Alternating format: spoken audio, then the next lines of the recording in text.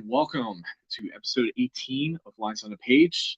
Tonight we're going to be drawing Baroness from G.I. Joe, and this is going to be an interesting one. It's not the first time I've drawn Baroness, and it definitely won't be the last time I'll be drawing Baroness. But I just figured since I happen to have this G.I. Joe sketch cover, I'm running a blank on words today, but yes, since I have this G.I. Joe sketch cover right here, thinking, might as well go ahead and use this since it's been quietly sitting and kind of taunting me as to why I haven't been drawing on it yet. So, without further ado, my name is Thomas Price. Thank you so much for spending your time tonight to be sitting and watching this. And so, we're going to be talking about obviously G.I. Joe and also my approach and what I feel like should be common sense approaches when it comes to doing any sort of pinup type character. So without further ado, I'm going to be doing some quick housekeeping stuff. If you're wanting to know where Haven Comics is, it's located in 1871 Slaughter Road, Suite F in Madison, Alabama. Please remember to like and subscribe. And if you want to follow me on social media, I just type in linktree.com/tpriceartworks, and you are finding me obviously here on Facebook. If you're watching me through Facebook, I'm also on Instagram, Twitter, Tumblr, Hive, Mastodon. So yeah, all the places. So I think hey, welcome. All right, so as far as G.I. Joe is concerned, like a lot of things of when I was growing up and watching, that Transformers, Voltron, Thundercats, I think all of that stuff was out of rotation when it comes to Saturday morning cartoons. So any episodes or even the movie itself, because if I remember correctly, the G.I. Joe movie came out. If it wasn't the same year I was born, it was like the year after. I don't remember all too well, but I watched it all on VHS. Vita rental stores, I always had them, and so I was always picking up episodes here and there. So I never really watched like all the episodes from start to finish, compared to Transformers. So it's really cool to find whatever streaming services just happens to have GI Joe stuff, and I will sit down and watch it. And obviously, rent the GI Joe movie off of Prime, the animated one, not the live action one. Which, speaking of, so I actually did go see the GI Joe live action GI Joe movie, the first one, in the theaters. Just because the trailer looked a bit convincing, considering that it was directed by the same guy who did The Mummy with Brendan Fraser. I thought, oh, well, if he did a good job with, the first two Mummy films, this should be an easy breeze. And I sit and watch it, and I was wrong. However, Sienna Miller actually did a good job as Baroness. I thought Christopher Eccleston was a good choice for Destro, but really it was just part of it was the writing and part of it was the directing. It could have been a lot better than that and the unfortunate sequel that came after it. But there were some things that I felt like were pretty accurate to the designs of the costumes. Of course, you got to keep in mind you're taking costume designs for toys that were made in the mid to late 80s, and then transferring it to 21st century. It's yeah, apples and oranges, right? So with that being said, as far as just I think my favorite characters from the Cobra wow, from the Cobra side of things, I love the design of the Crimson Guard. I love the Bat. The ass tanks were really interesting, and got the Sharpie here, but I definitely like Zartan and the Dreadnoughts. I thought they were kind of cool characters, but it was definitely always Baroness. It was definitely always Destro. I always thought that they were the ones that actually kind of kept the glue together with Cobra being Cobra, basically. Um, and like the Transformers, they shared a lot of the voice actors, and everyone was doing multiple parts. So it was really interesting to see that cohesion going on between both franchises, basically. But uh, yeah, without further ado, we are going to start looking at the teaching. So I've got a little scrap piece of backing board right here, and there is something that I do kind of want to talk about when it comes to drawing any sort of pinup. It doesn't really matter, but the rules apply to any female character that you're going to create, I guess, a pinup type character, art or a caricature, whatever. Um, First things first, not all pinups have to be lewd. Your character doesn't have to be naked in order for it to be considered as a pinup. And for some reason, the terminology has become super duper broad over the decades, especially in comics. So I, and at the same time, it also applies, to male pinup art as well. So that being said, you can still make the drawing look, beautiful, sexy, hot, whatever. I, it still applies, but at the same time, it's just like it's that weird difference between like uh it's a weird difference slash fine line difference between what is like a boudoir photo shoot and straight up porn.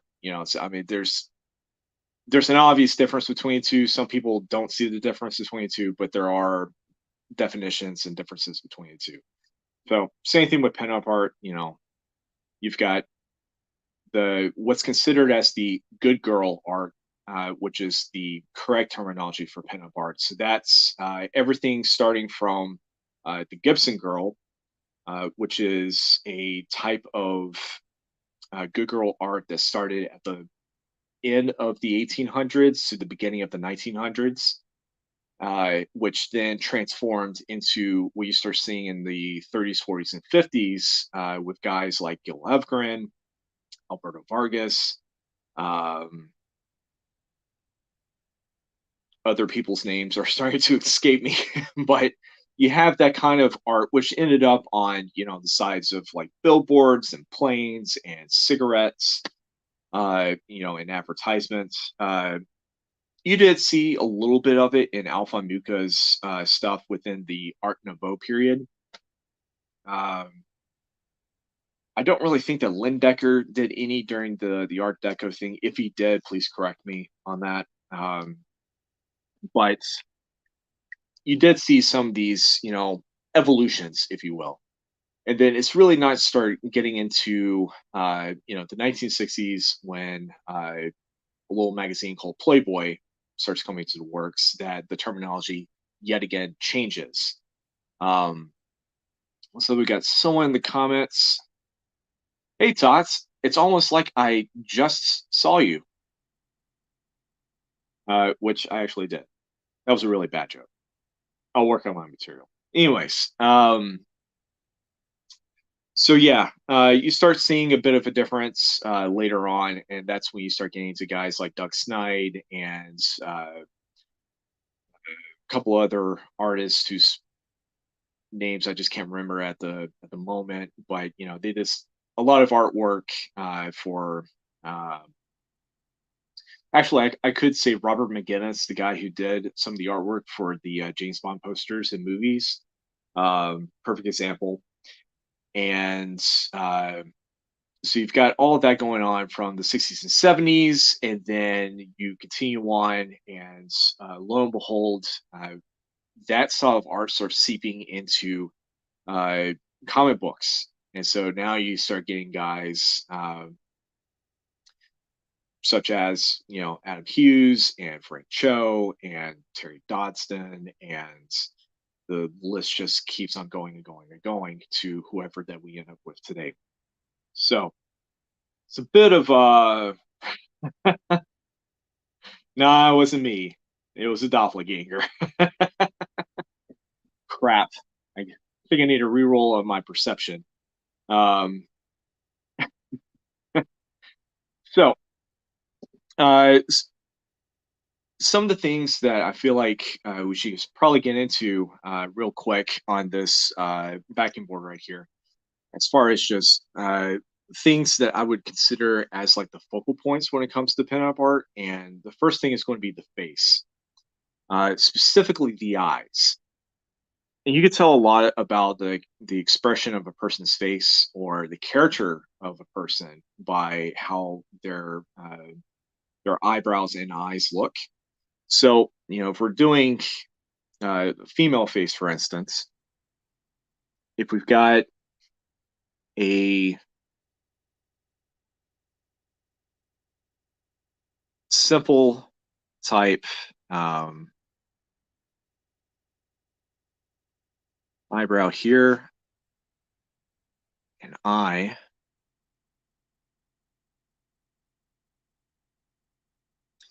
you could basically say with this kind of eye and eyebrow that I'm going to enlarge the viewing so you guys can see. There you go. So you can say with this type of eye and eyebrow that, with this female face, she's very relaxed, has a little bit of optimism, starting the beginnings of a beautiful face. But what if you're trying to draw a female face that has a bit more of what could come off as, say, sultry, a little bit of danger, a little bit of mystery, maybe even running to the realm of what we would be considering as the femme fatale. Well, you start making little changes here and there. So instead of just like a straight up, I guess, not really like a doe-eyed type expression, but the how the uh, you start seeing a little bit more of the eyelid and a little bit more of the eyelashes. So the eye would be looking a little bit like this.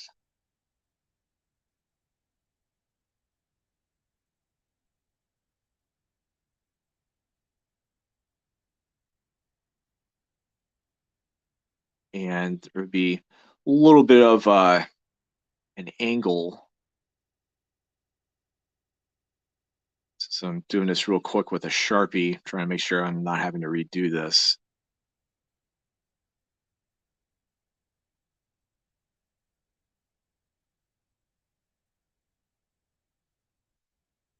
And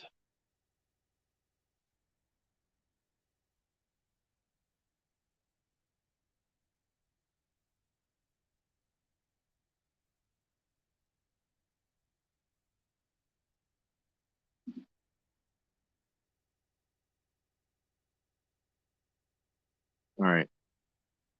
So now this eye right here is starting to express it a little bit more in terms of like, well, now she's got that type of what would typically be considered as the sultry pinup type eye. Usually you see a type of eye and eyelash of that with a lot of fashion models. They're running down the walkway because they have a certain kind of confidence about them. Again, sultriness, a little bit of danger, a little bit of mystery. So you've got that kind of effect going on, which continuing on is when we start getting into the lips. And with all pinup art, there is some kind of lipstick when it comes to the female characters, a little bit of shine coming off the lips. So if we are to continue on with the rest of uh, this face,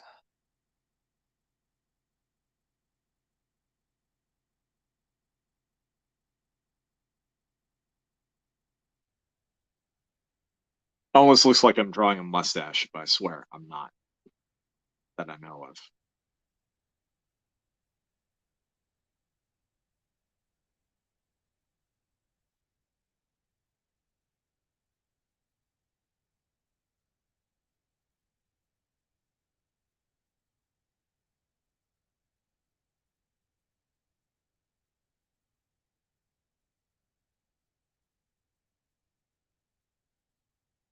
So if we're going with the typical big lips, uh,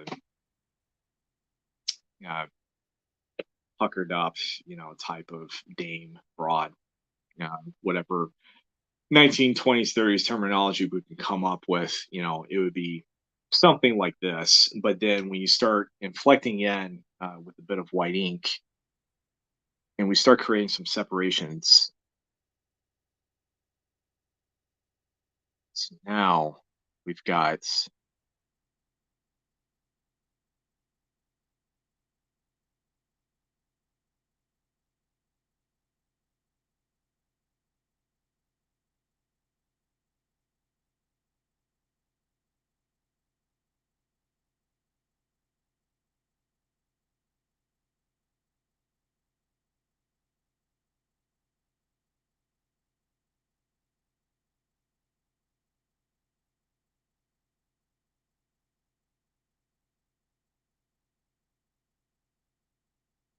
so kind of giving off the idea that there's some shine on the lips.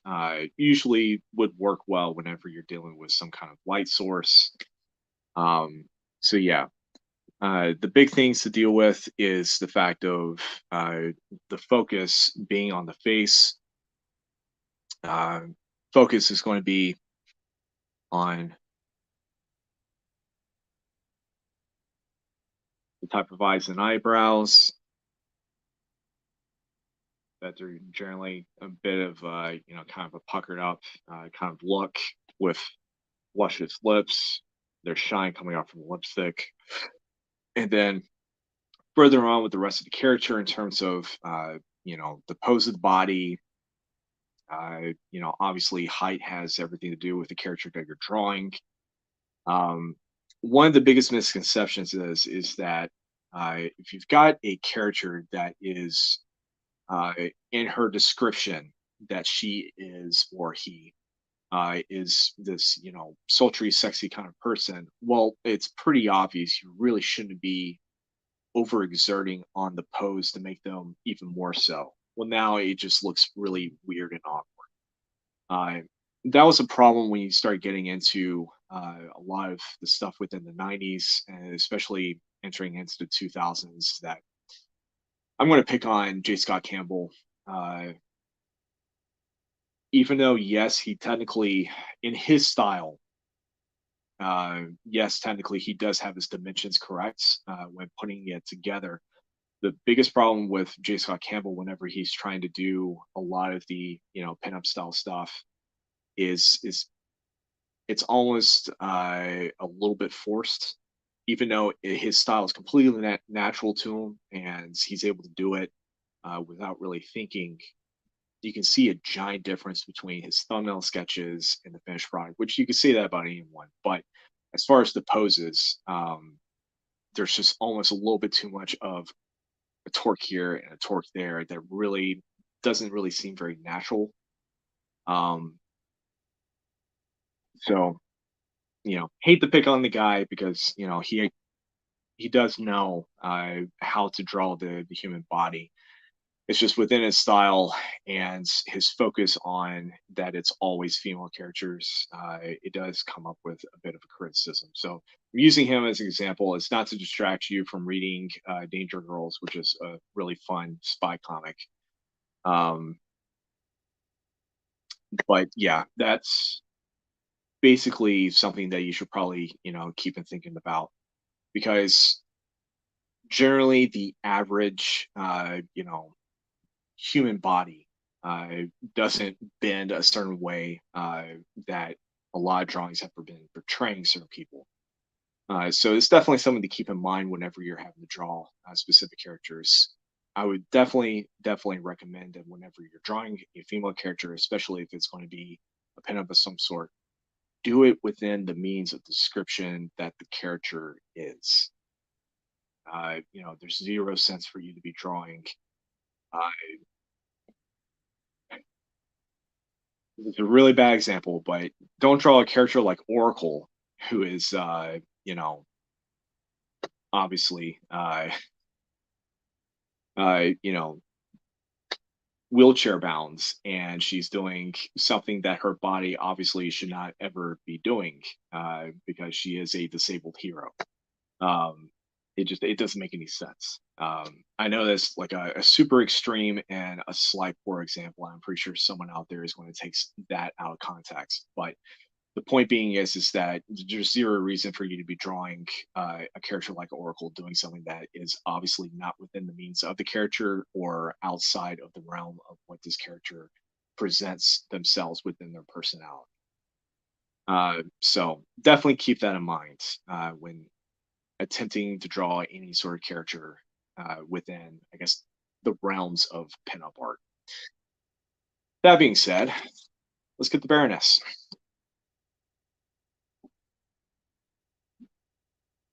And looks like we got some more things in the comments. That's true seeing.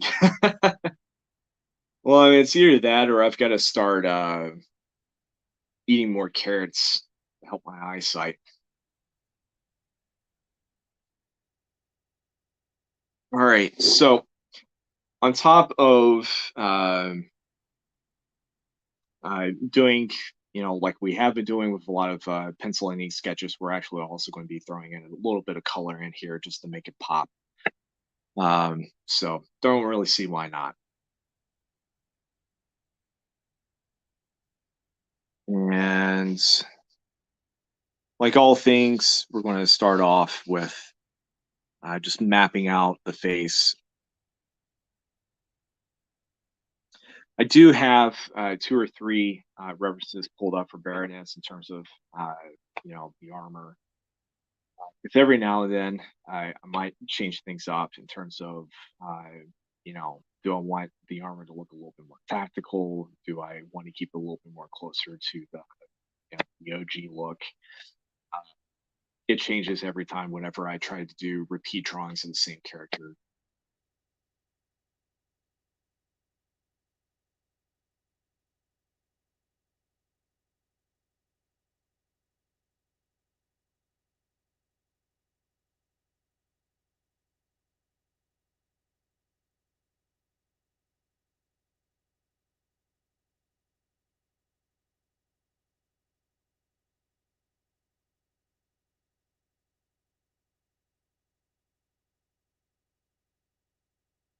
So even though the live action GI Joe films were basically a flop, um, as far as just Hollywood box office standings.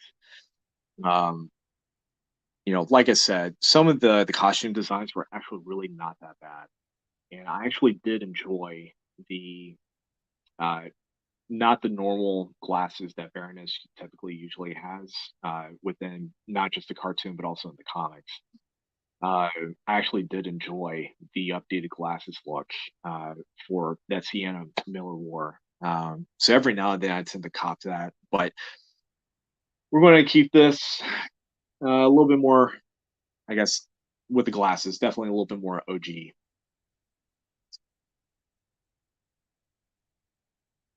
And like all things, whenever we're drawing characters, um, be very mindful in terms of drawing characters from different races, different from your own. There's a giant difference between just being nasty and rude uh, within a character and uh, that's one extreme, and then on the other extreme is being very mindful in the accurate representation of a specific race, creed, or nationality. Um, so, and that's something that I've noticed with a lot of artists, throughout the decades. Even some of my favorite artists have what I like to call same face syndrome. They just found the perfect mapping for one type of face, and they kind of just use that as a be all then all for every character. And uh, but some of the best artists out there recognize the individual differences between people and are able to rise above the noise and accurately represent everyone. And I truly love that we're starting to see that a bit more now within art.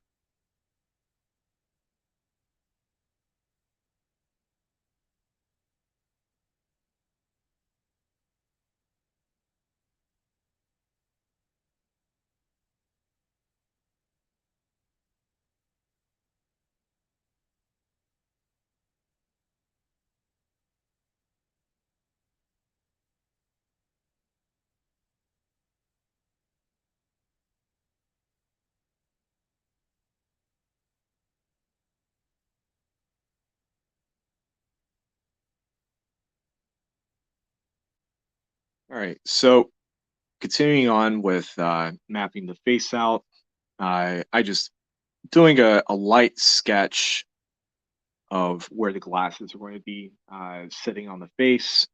So I'll keep that in mind before I continue on with the rest of it.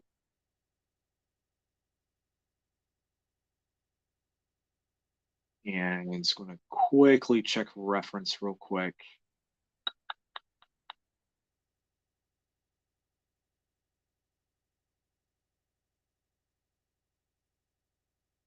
Okay.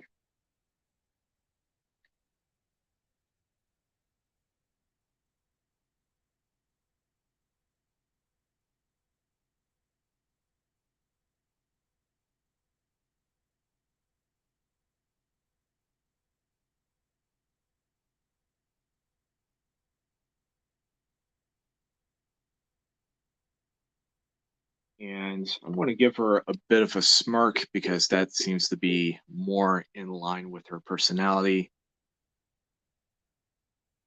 And obviously, she's, like I used in the example, has a bit of a sultry look to her. So we'll be expressing that within the eyes, eyebrows context.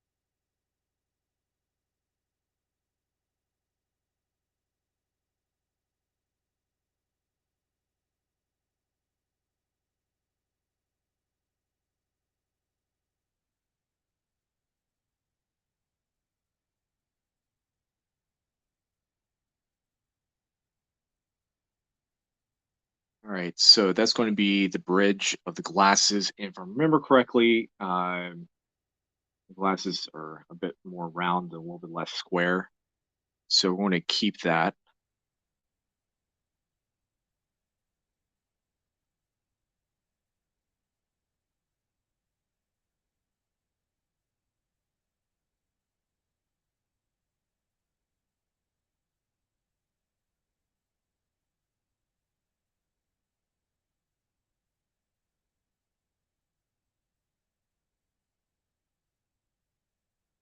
Now, this is the one thing that I feel like trips out people as far as just forgetting to do it. And that's actually, if we're going to be I feel like these are a poor example to be using, but um, hang on, it's only got an unwatched stock. So if we're looking at my glasses, for instance, since I've turned it at this angle and she's got a bit of kind of in the same angle of face that I've got as far as you looking at me on your screen. If we look over here with the glasses, uh, over here, and this is with almost every pair of glasses you could find, there is that little bit that connects, that pops on the side of the frame, that connects the side pieces. And for some reason, those little things are always missed with a lot of art. Um, and you know what? It is a minor oversight. Anyone can overlook it. I know I have, uh, but it does make a giant difference.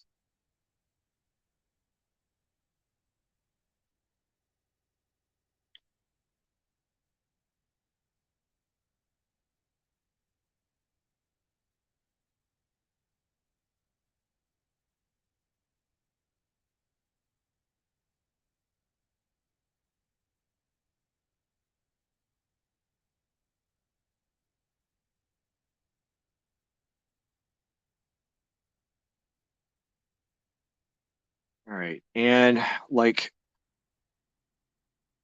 any and all, uh, art revolving around Baroness, she basically has her hair parted down the middle. So I'm going to give her those luscious, long black locks that she is known for having.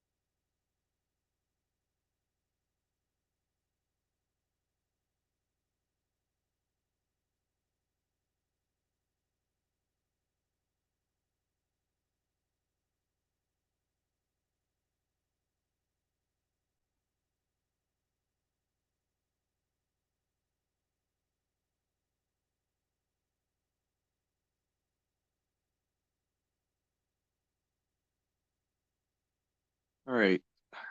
So I'm going to be trying to piece together this part of her, body armor.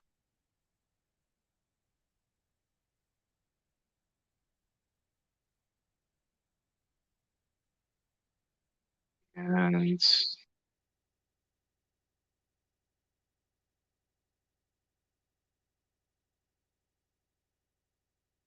shoulder is going to be right here.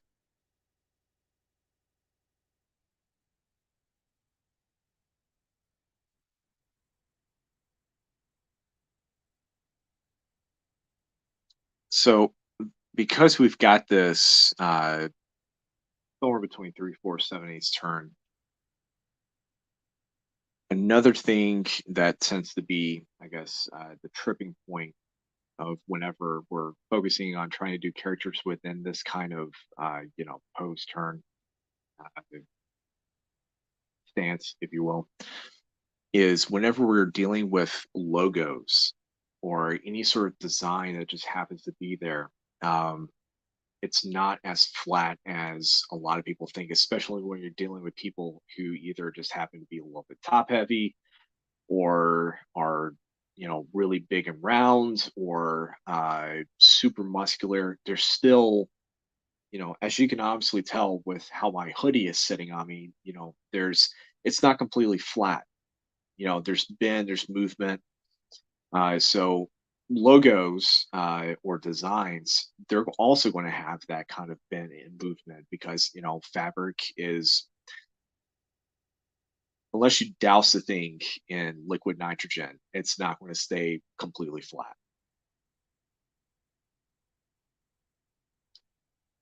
Hey, hey, Jay. Good evening. Good evening.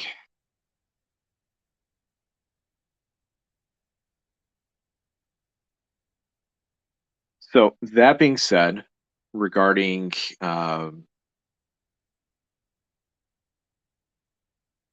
logos sit and designs on a round surface,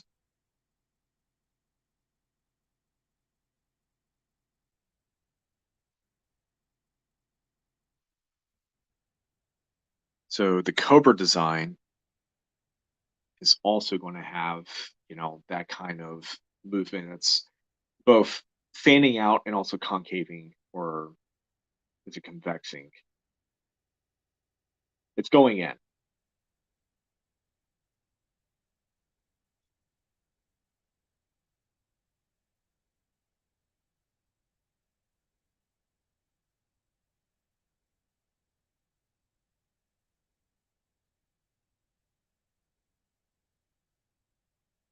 And the one thing that personally trips me up is there's always a different variation of the same cover design. So when to try and get that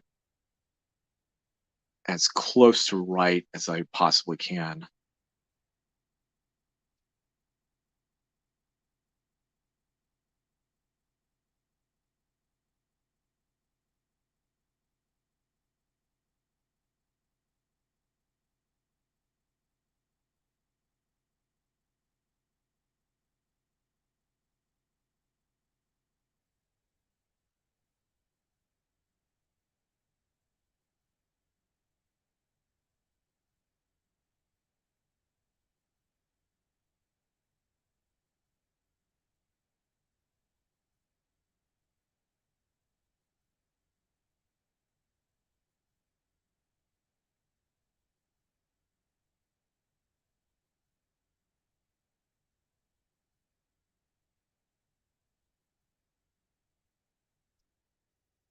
All right, so head of the snake is going to be roughly here.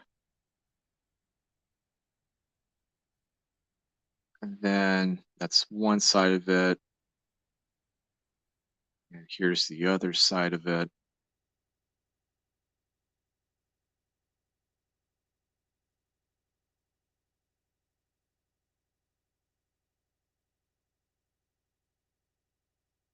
And we've got the little uh,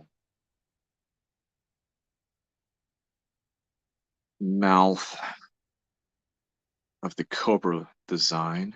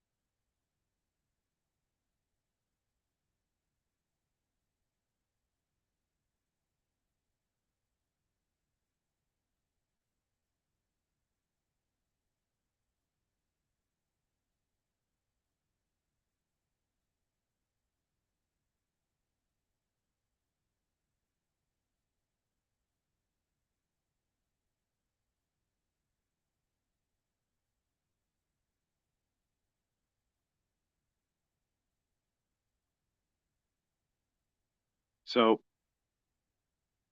before I do any sort of just straight up inking, I'm going to try to make these pencil lines as definite and uh, as clean as I possibly can, because we're going to be putting in colors first um, before slapping down the inks. And the reason behind that is that when we put down the colors first, any ink that we put on top of the page is going to pop out.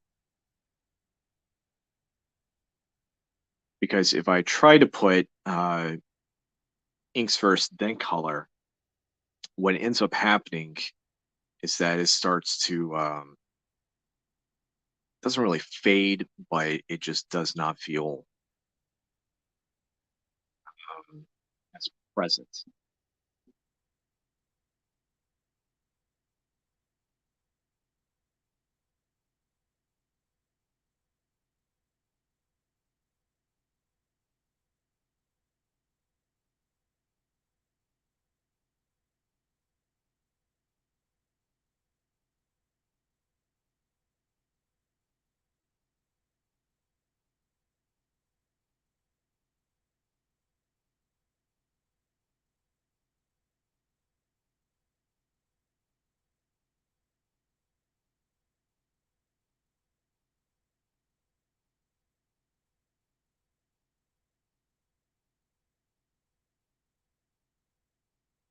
Starting to think that this needs to go in even further.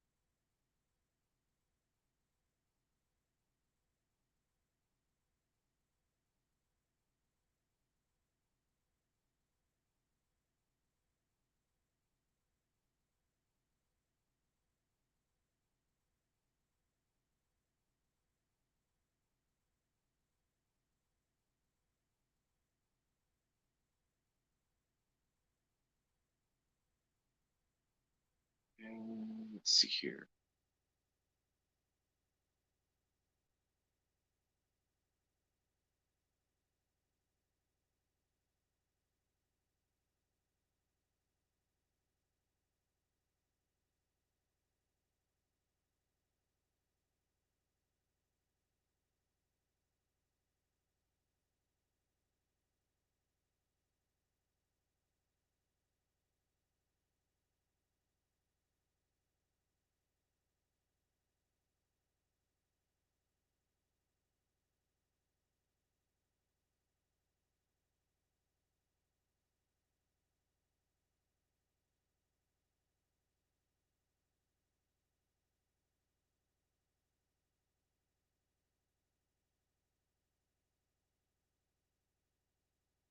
So I like giving my female characters a bit of a,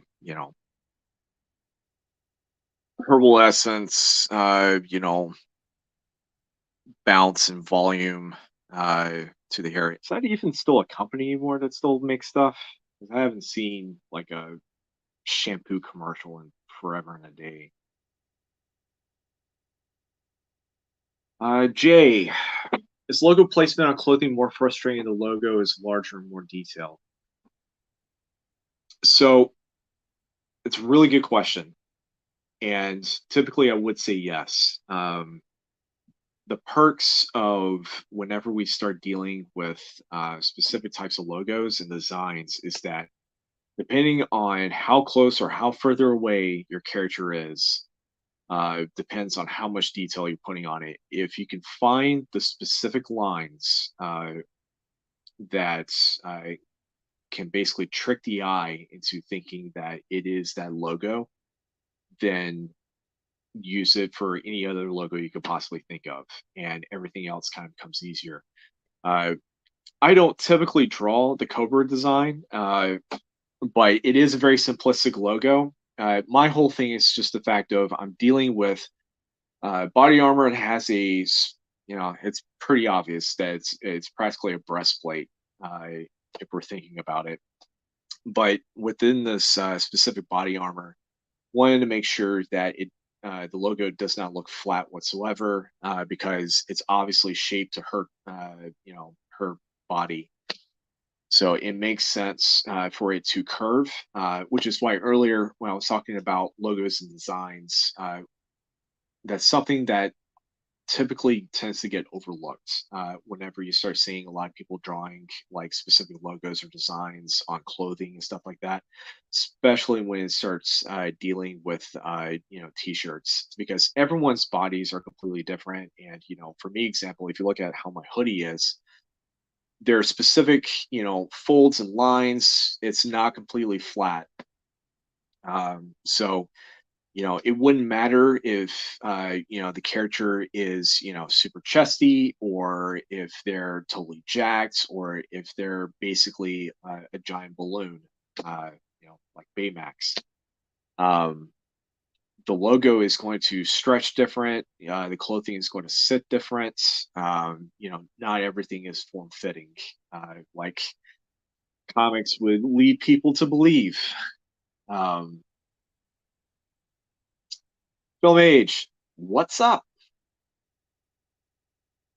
But yeah, so that's basically the common sense kind of thing whenever we start dealing with clothing, which is why earlier when I was talking about the glasses, the thing that trips up a lot of artists, including me, starting out was the forgetting that glasses tend to protrude out in terms of the sides because it's connecting the front part. So these little protrusions right here that connects everything together, it tends to make sense to include them. You don't always think about that whenever you're drawing glasses. Of course, things are different when we start dealing with like goggles and single piece lenses, monocles. Well, that's not necessarily true. Monocle would have like a little bit of protrusion because if it's like hooked up to like a chain or um, a string of some sort. it would make sense for it to, have somebody that's connected to technology. Am I right?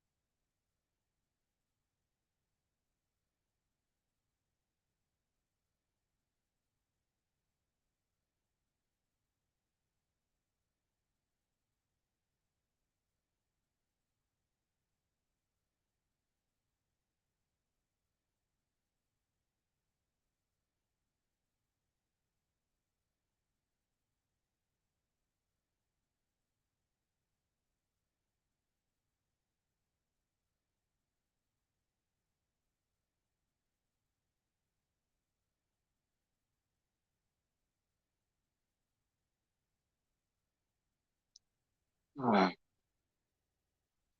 there are so many expressions that I can give her. And the problem is that because there's so many expressions I can give her, my mind doesn't always settle.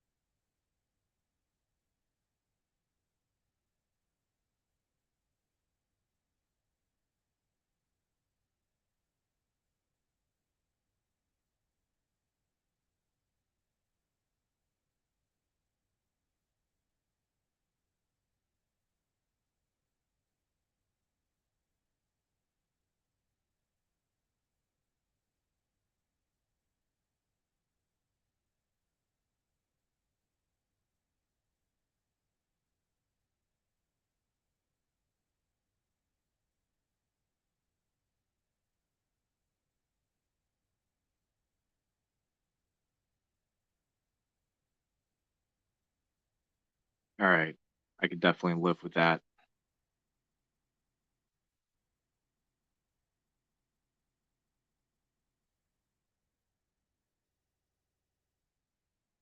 And let's see.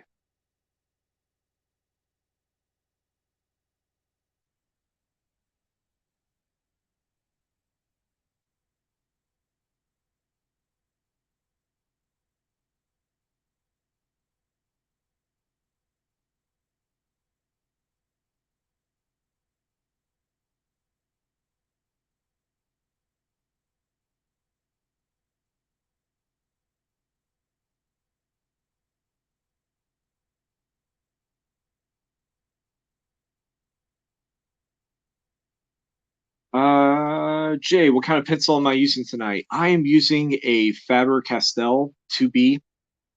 Um, Typically, I'll be using an HB as far as just doing all the sketch stuff, and then I would do 2B and then 4B on top of that. Um, but apparently, the HB pen and also photo blue pen, or sorry, pencils, they don't register well as far as doing live stream stuff. I've tried going back and forth between seeing which one would work and having to go against the norm by using a thicker graphite. Um, so that everyone else can see exactly what it is that I'm doing. I'm not sure if you've ever watched any of Daniel Warren Johnson's live streams, but he uses a point .9 mechanical pencil for all of his sketches, which is absolutely nuts. But the guy is both a madman and a genius, so it's definitely interesting.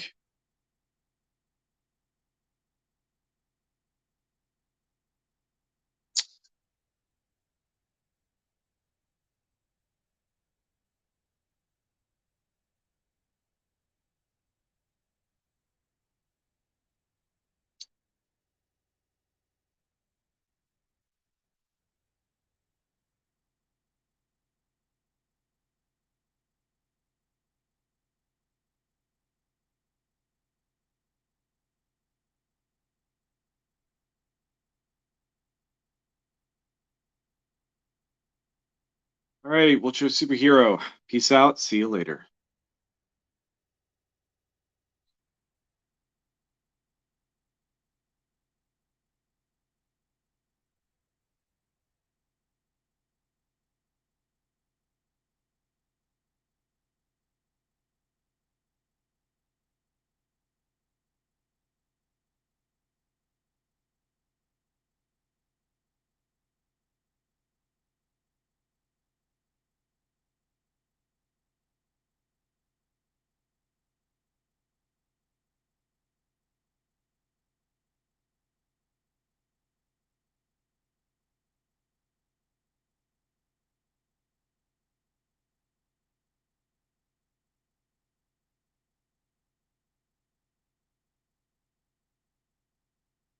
And I think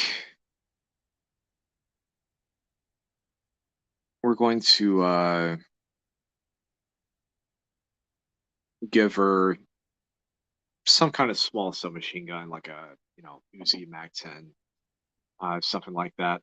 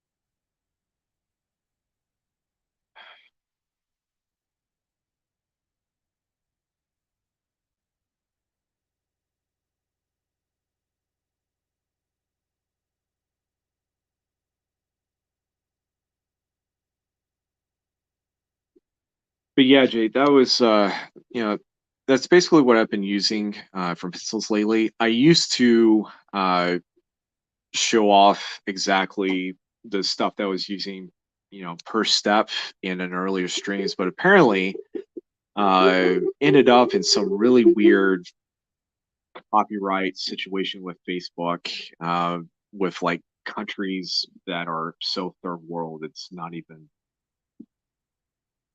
It was completely dumb. It basically just random third world countries were just like, no, this is copyright infringement because blah blah blah blah blah. It was really weird just having to fight and battle all of that. It was always during the timestamps whenever I was talking about whatever thing that I was using. So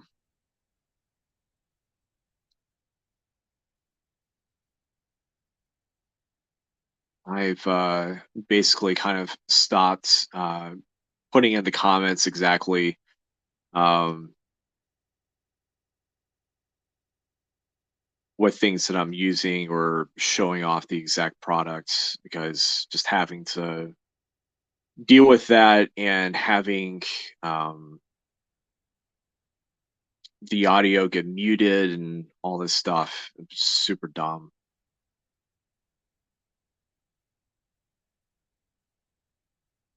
And to which any other person would probably say, it is what it is. I highly disagree with that statement. It only is if you allow it to be.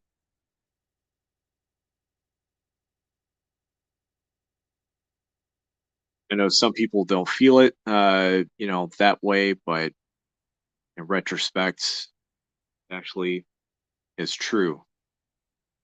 If you allow certain things to be, then it will be that, unless you want to make a change.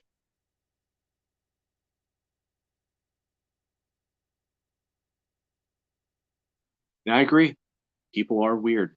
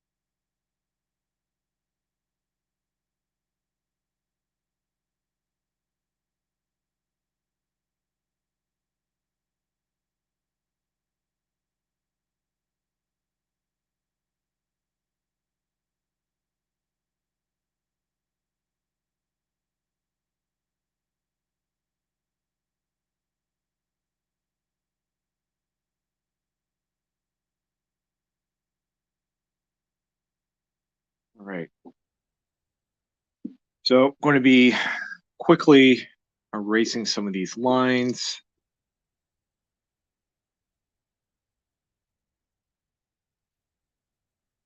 just to clean it up. And then we're going to start throwing in the color.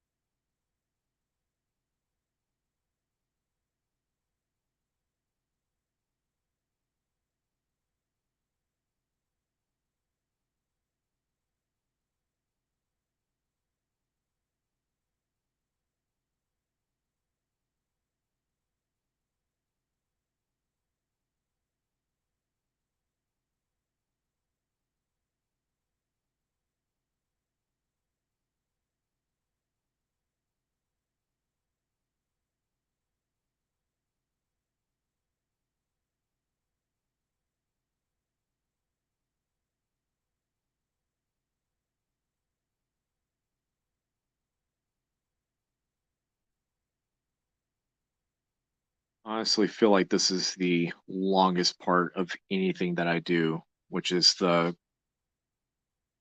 more so whenever I'm having to deal with putting in a lot of color, which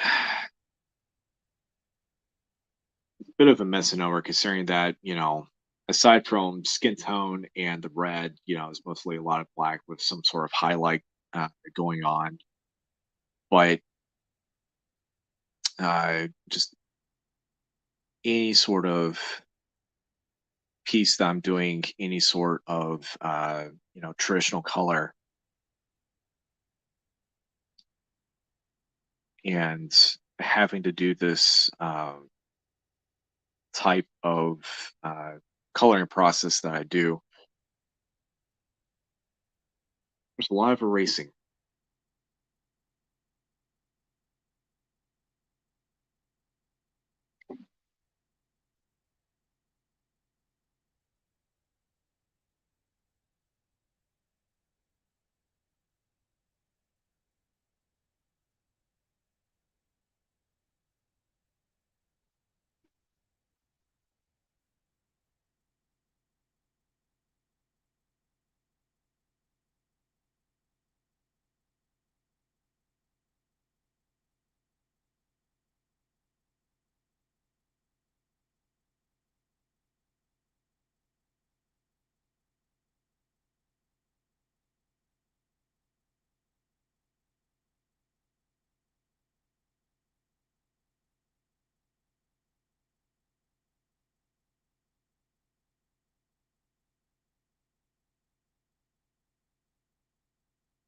All right, so I am going to be adding in a shade of blue, really, really, really light blue.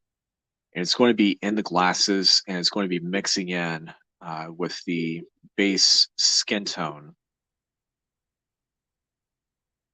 And that's just to give it, the effect that, there is a difference of glass. And because, I mean, you can see with the through the camera, from whatever device that you're looking off of right now, that there is some, highlight from the computer screen, coming at me.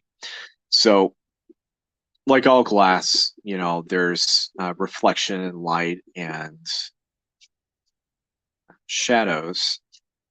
So it would be common sense to try to create a little bit of that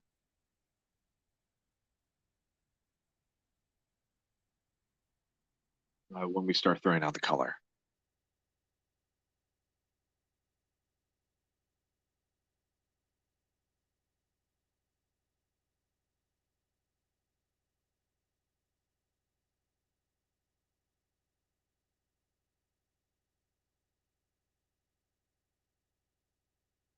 So I don't want to leave the hair completely flat black.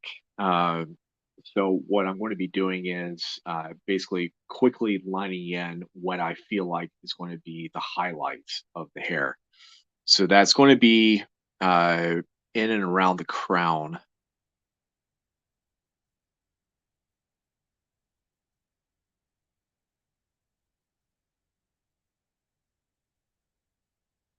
and then we're going to throw in a highlight there.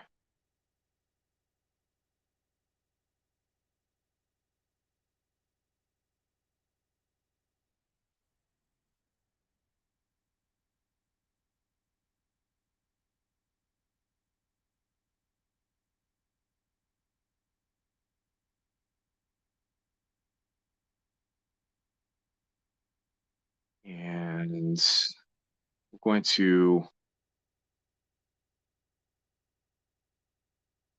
quickly fix this line over here because it looks a little derpy. And we're going to give a little bit of a separation effect between the gun and the hair.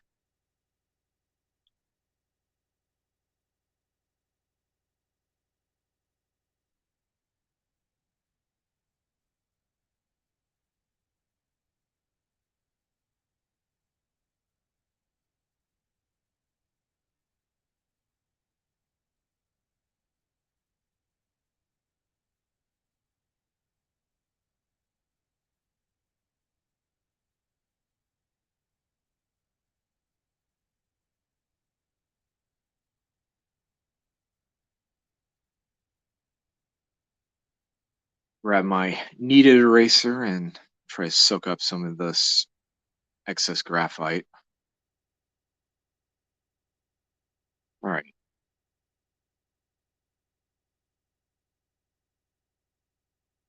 So with the gun, I'm going to be having this area be completely black. Going to make the trigger guard, at least this top part right here, completely black. And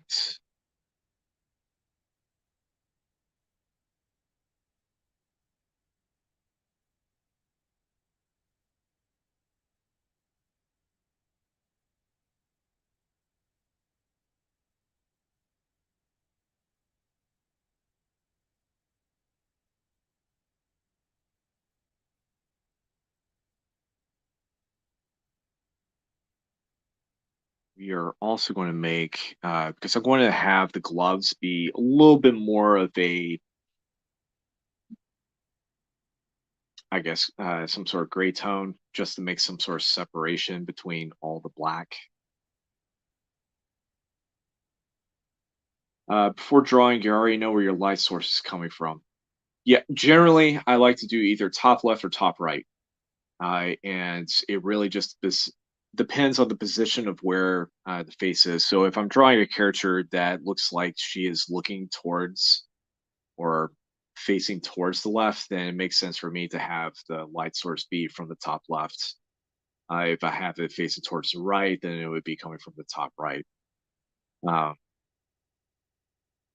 it's one of those, just weird uh, mechanics of sorts,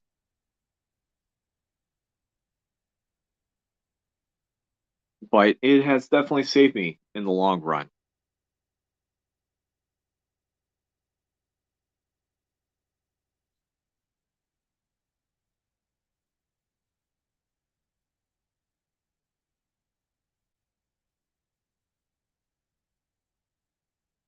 There's one tiny little thing.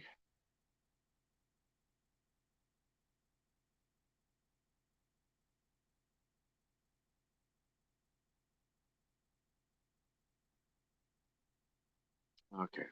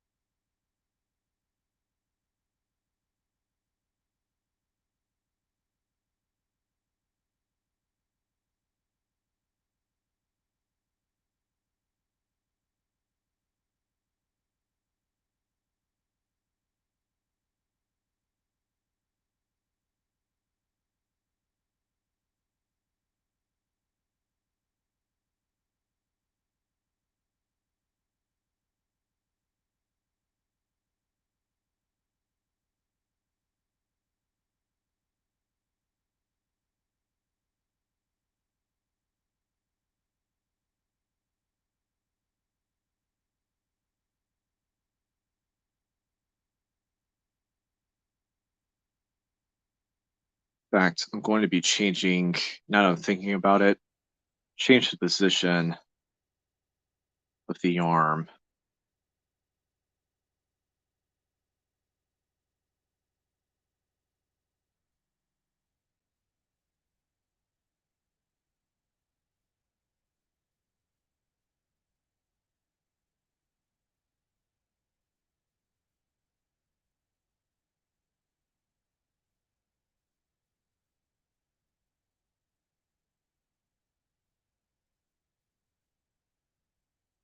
It seems a little bit more in line, in order. So, going to be throwing in some copy markers, and I'll try to list off which ones that I'm using for which thing.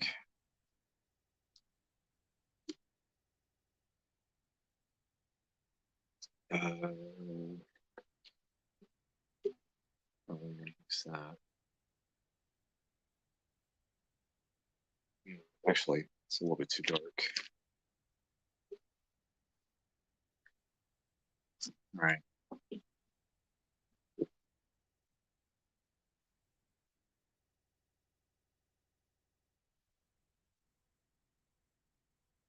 Okay. So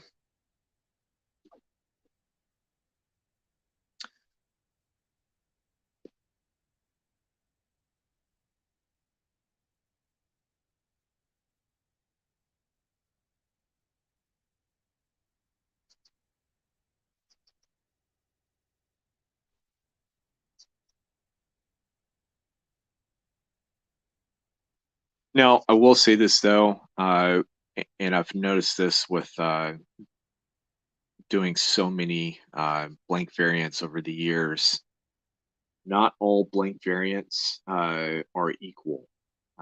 Certain companies just really have created just really cheap um, products, basically, as far as the instead of using a thicker cardstock, someone will just do like a glossy one for no apparent reason. It doesn't work for any sort of ink whatsoever. So unless you're using just straight pencils, and even if the pencils stay, you practically have to use paint almost. Um, Never been a fan of that. I know that that's happened a couple times with a couple different Marvel covers, but um, I haven't seen that happen in a long time. But every now and then there will be one that will just sneak through. All right. So I like using a E00 for my uh, base skin tone for typically a lot of Caucasians and even some Asians. It tends to help as far as just layering up. Typically, if I'm doing a lot of Caucasian people, I'll do like another pass of E00. If I'm doing an Asian character, I will start with E00 and then I'll go up to I think it's like a YR00 because it gives off a different type of skin complexion. Um, and then of course when I'm dealing with characters who are uh, black African Hispanic um, Aborigine, Native American. I'll use various different types of skin tones because there is just a multitude of skin tones that are out there. Not, it's really an entire process of theory just to understand, um, because there is definitely a lot to choose, and it's actually really cool.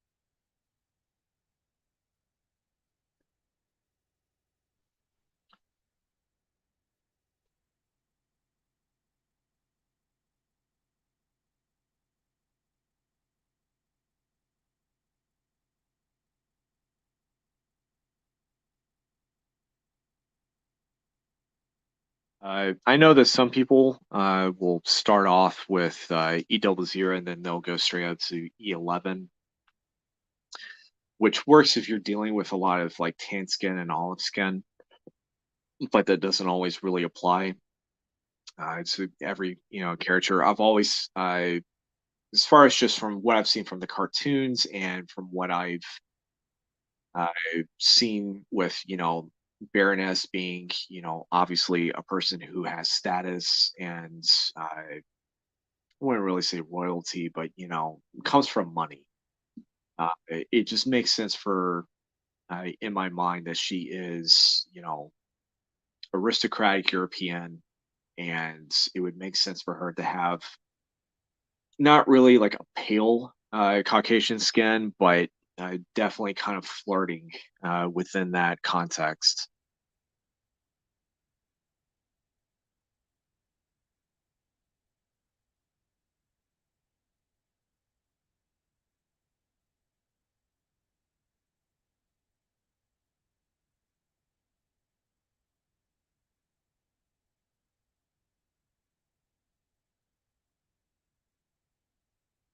All right. And we're just going to go ahead and just dive right into the Cobra logo. Uh, there is something that I do want to mention, and it's for first time users involving Copic markers.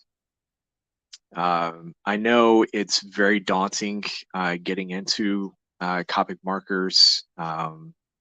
It is a bit of an investment, but I look at Copic markers no different than, buying a guitar basically, because, or just doing any sort of alcohol based markers. Now, uh, touch it would be like the best, I guess, step down from that. I know some people like using Prismacolor. I don't like using Prismacolor because they release a bit of a, strong odor similar to like a Sharpie, but obviously it's not a permanent marker like Sharpies. Um, and that's the only reason why I don't use Prismacolor markers. I was actually gifted a set of them, and I every now and then I'll use them, but the odor that it releases whenever you pop the top, it gets kind of have to fumigate the room just a little bit.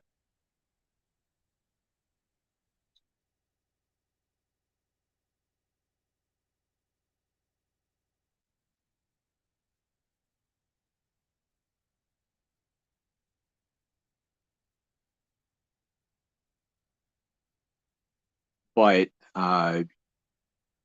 like I said, if you kind of think of it in the sense of like buying, any sort of musical instrument, the instrument itself is going to be expensive. The other, like, we'll use a brass instrument, for instance, like a trumpet. The trumpet is going to be the most expensive thing. But in order to keep up the maintenance of it, you would buy valve oil, and valve oil, is like last I checked, bottle of valve oil was like uh, 4, 5, $6. So using the same kind of mindset applying whenever you're purchasing, you know, stuff like copy markers. Yeah, sure, the markers themselves individually are a bit expensive, but the refills aren't. And it is, if I had learned that um, going into buying these things, uh, it definitely would have saved me a lot of financial grief a couple years back.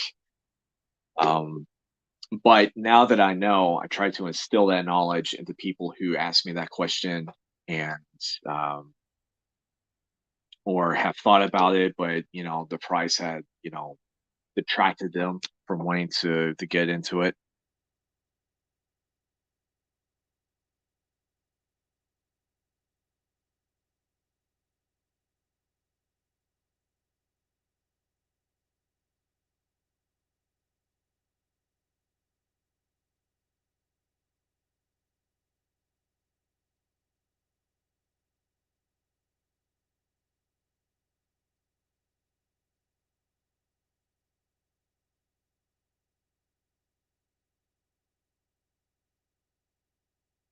But the other hard thing is like understanding their color system, color chart. Um, because certain colors, like uh, this mainly really applies to like the greens and yeah, the greens, the skin tones, and also the yellows. For some reason, like you'll start, you can see like the sequence of like the color getting more and more saturated, and then it'll like completely flip flop into like something way darker or something way lighter than where it originally is, and it's a little frustrating. So uh, basically had to create my own like swatches and my own personal color chart whenever I'm having to figure out the layers and uh, understanding how they fit and how they work. All right, so that is done. Now we're going to be moving on to the hair, and think and before I make a mistake that I'm going to sort of regret, but not really. Okay, I am going to be using a bit of a neutral tone. Mhm. Yeah,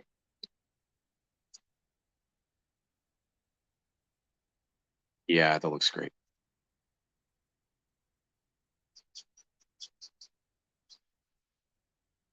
I know in the cartoon she typically has a bit of a blue hue, a blue hue to her hair. Um, I wanted to use this neutral gray, and then I'm going to slap on a little bit of blue on top of it so that it kind of gives it like a super, not really like a desaturated type blue, but it kind of gives off that effect.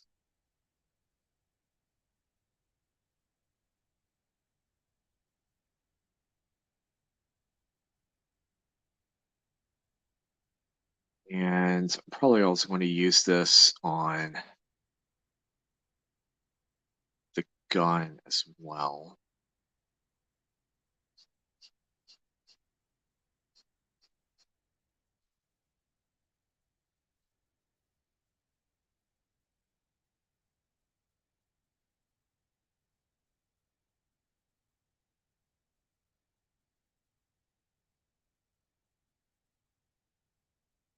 But yeah, going back into talking about topics, um,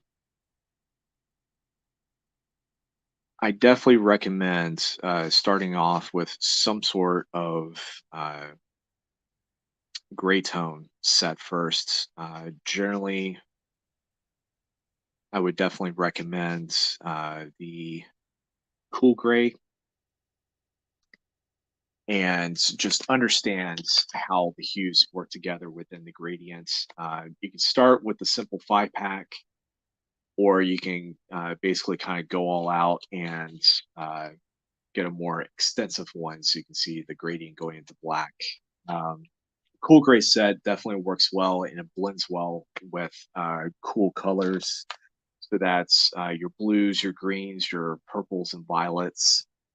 Um, and sometimes cool colors tend to work well with the more neutral type grays. And then a step up from that, I would say also get a stack of warm grays, which really work well with all your warm colors. So that's your reds, your oranges, your pinks, magentas, and um, yellows. And let's see here. There it is. But I started off using the more brush end for the longest, just to get used to how they feel, how they operate. And then for some reason, I just swapped over the chisel end, and I honestly have not looked back.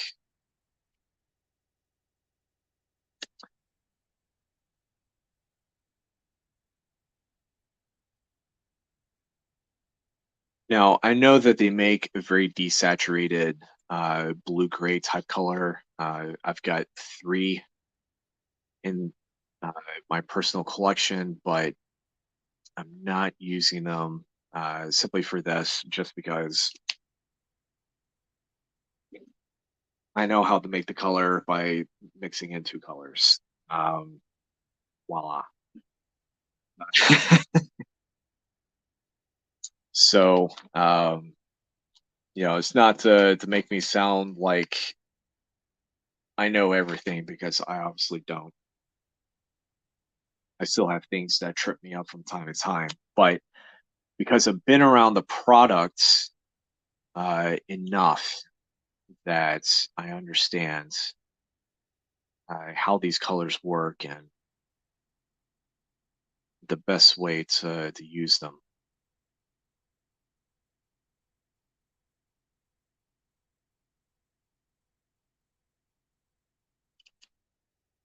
Now, you're probably wondering why I only put a little bit of red here and there on the lips, and that's just because I want to be putting in black on top of it with inks. So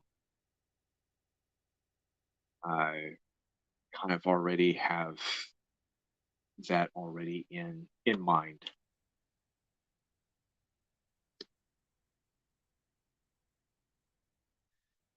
So, like I said, I was going to create a bit of a difference within the gloves from the rest of the outfit. So it's a bit more of a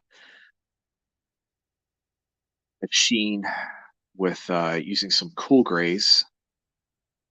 And I'm using this idea with the gloves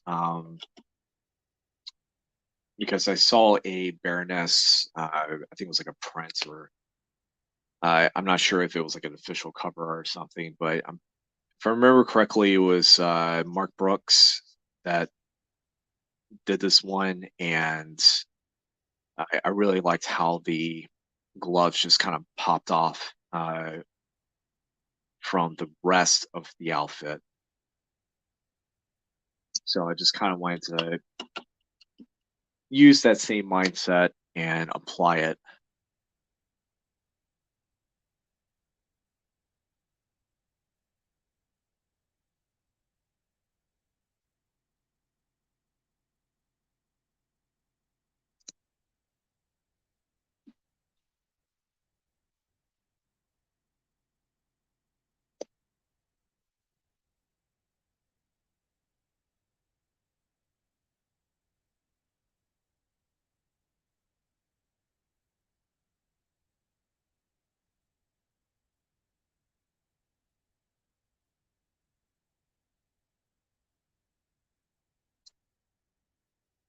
Now, I will say this though, the more layers you put onto something, especially if you're doing it, your process going from pencils to markers to inks, make sure that you are using a hard enough pencil as far as your final pencils before you throw down colors, so you can see your lines instead of guessing where certain things are, and especially mark off your places that you're going to be dropping in spot blacks.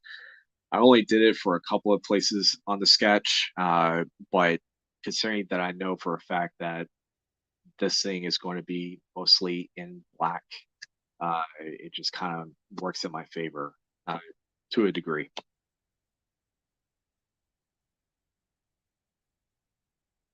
And let's see here.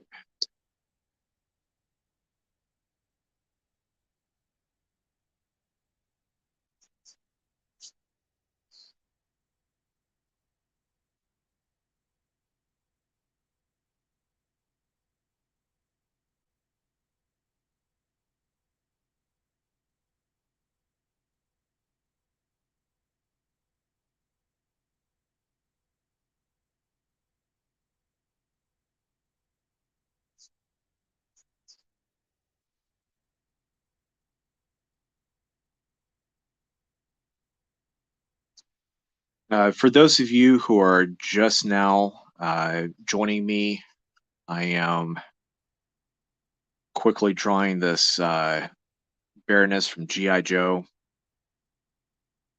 And this particular sketch cover will be available for sale over at Haven Comics, which the store unfortunately won't be open until this upcoming Wednesday. But it will be there on the wall next to also a deck of Midoriya from My Hero Academia that I've done and a Spawn on a Spawn cover. So if you're interested in picking up any of those, they are available over at Haven Comics. Whoa.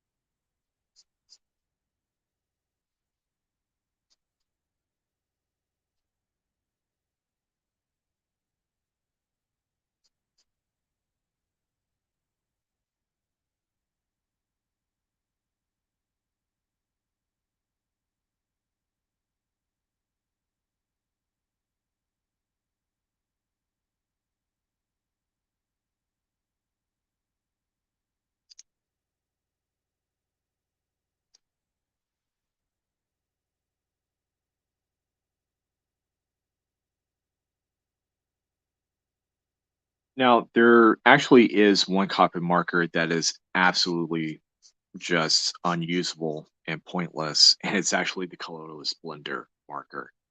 Um, I'm not really sure why they still keep that thing in production. It doesn't really blend, um, and I definitely feel like it's very much a misnomer of a product that they should definitely take out of production for sure. But unfortunately, they stick it with their bigger 36, 48, 72 sets. But yeah, um,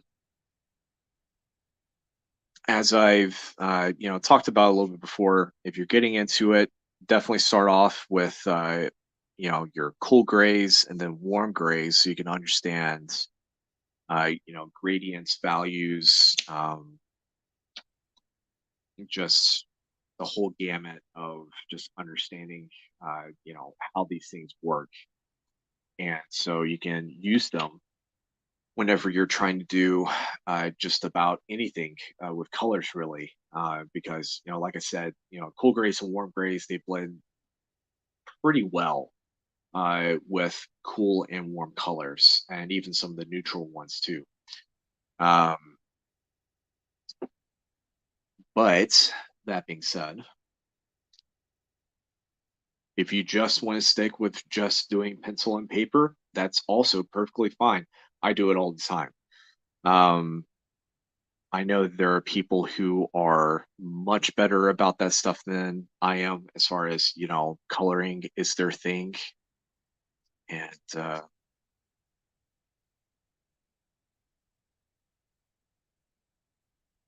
am definitely not going to take that away from them. But, there are moments where, you kind of need to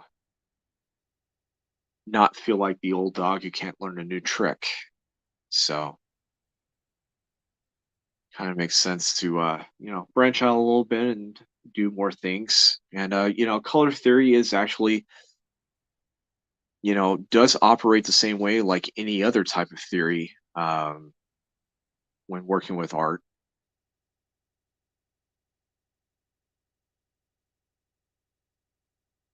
The concepts are basically still the same, um,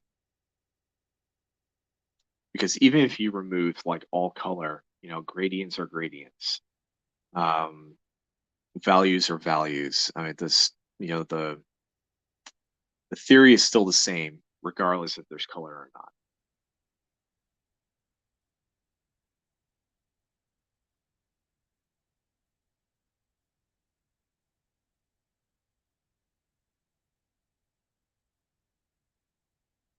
And I'm not trying to come off as a spokesperson, salesperson for the products.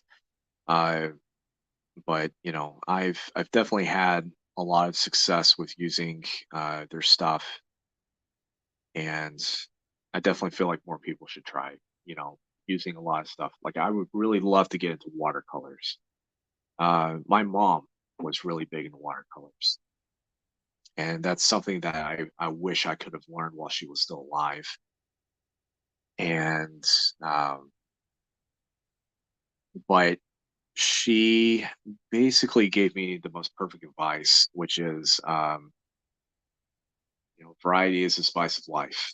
If you sit around and do the same thing over and over again, chances are you want to get sick of it. So, branch out and do more. And, that little section of advice, applies with a lot of things.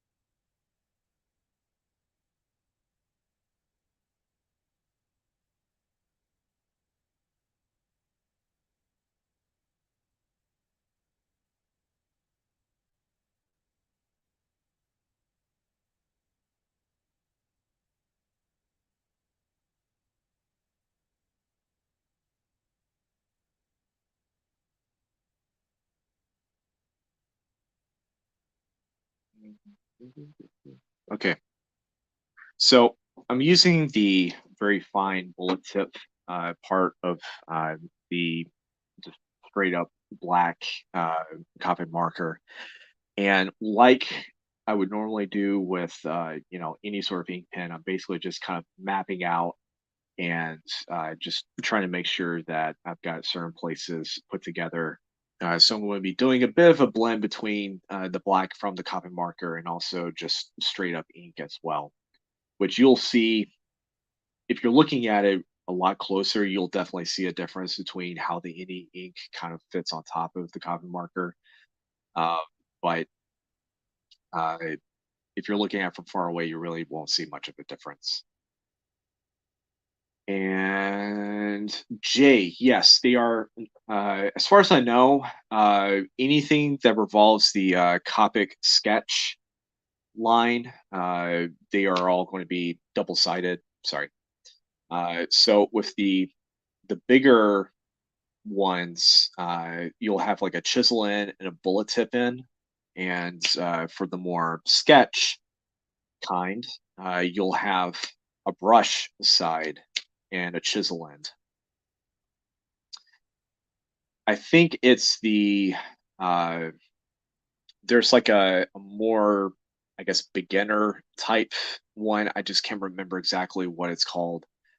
But if I remember correctly, I think it's only like a single end. But the best thing about having the double ends is being able to refill them. All you have to do is just very gently get a Kleenex or a paper towel grab the end. I usually do the chisel ends and gently pull it out. So when you're putting the refills back in, just make sure you do it over a trash can. And you can actually tell when the ink is starting to fill up because you can notice the difference of like how saturated the end it starts looking a little juicy, if that makes any sense. But and then of course you put the nib back on, and you're good to go.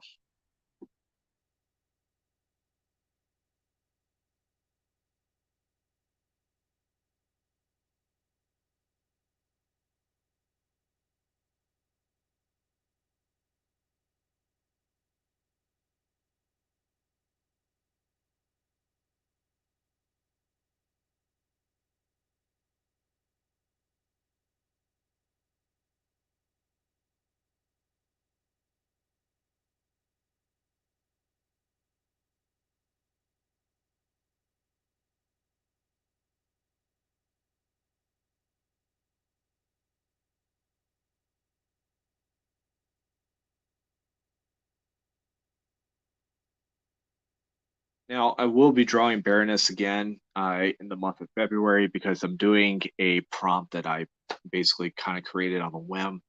Uh, so every day on the month of February, I'm doing this prompt called Femme Fatale February, and we'll be posting the pictures. So it's a different drawing every day for the month of February. And so far, 50% of the prompts have been claimed by you guys, and I want to quickly, excuse me, thank you for doing that. It was complete shock. I honestly wasn't expecting more than maybe five to get claimed, but for 50% of the prompts to be completely claimed, some of them have already paid in advance in full. That really kind of took me back, and so I'm super thankful for that. And if you're wondering who has claimed Baroness, it is none other than El Jefe himself, Mr. Josh Olive.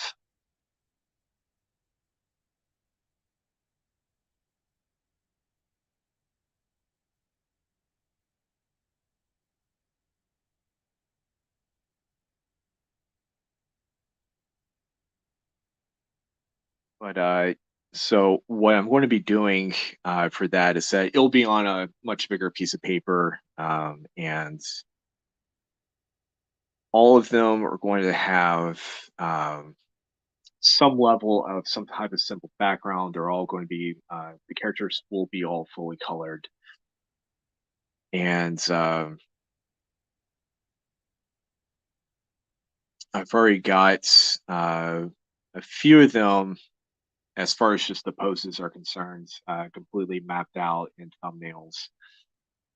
And then I'll be working the rest of my magic to get them done. There will be some time lapse videos of me working on them, and uh, yeah, it's gonna be fun.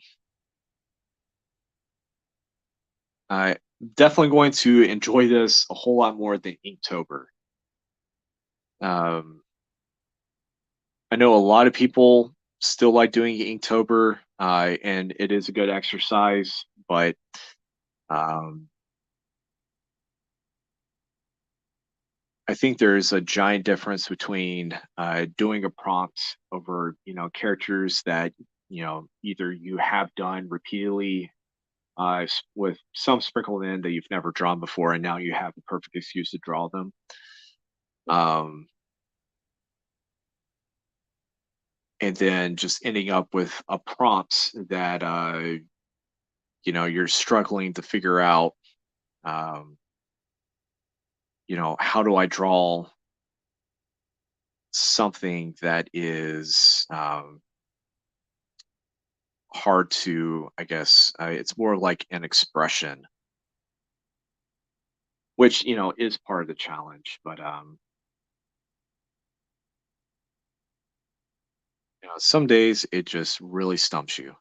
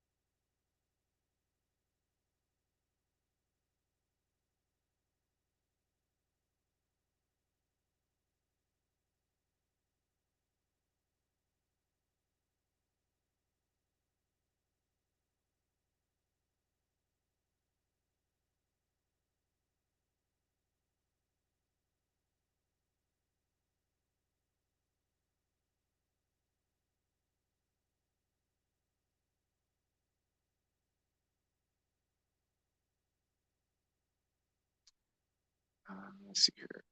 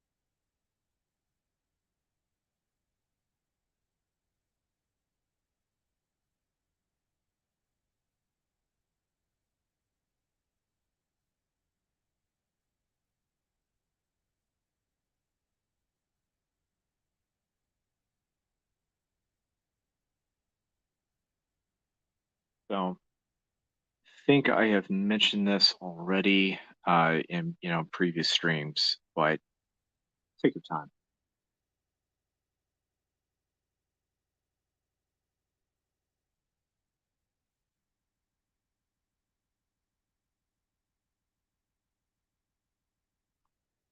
The old saying goes, waste makes waste. That's why it's called the runs.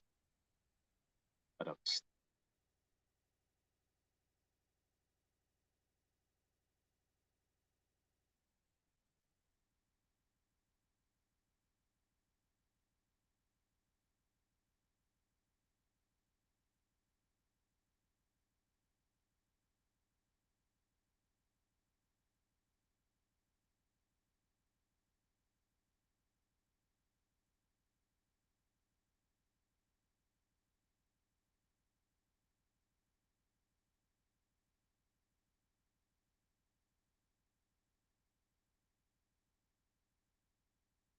all right, now we get to switch over to the chiseling and just start mapping out all the black. And I'm going to basically enlarge the drawing cam real quick.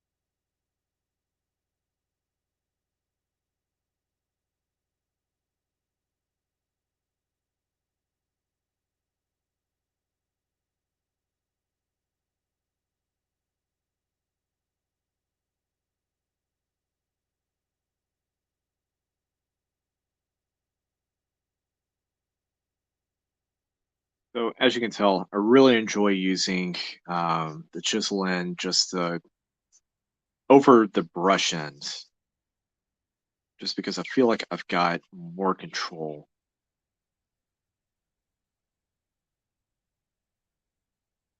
Now, I will definitely use the brush end, still.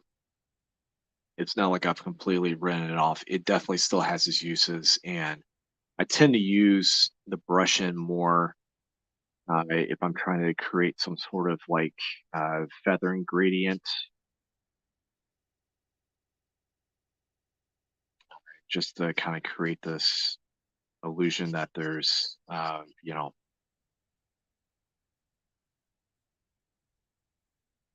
much more saturated color, and then it starts lightening up, or using it for effect. Uh,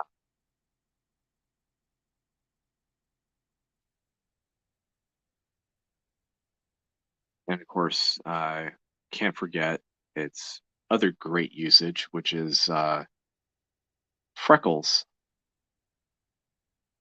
I like using the brush ends to help create in freckles, especially for characters like, MJ and uh, Guy Gardner, and even Deca even has freckles. So I like having that option to use that for those characters.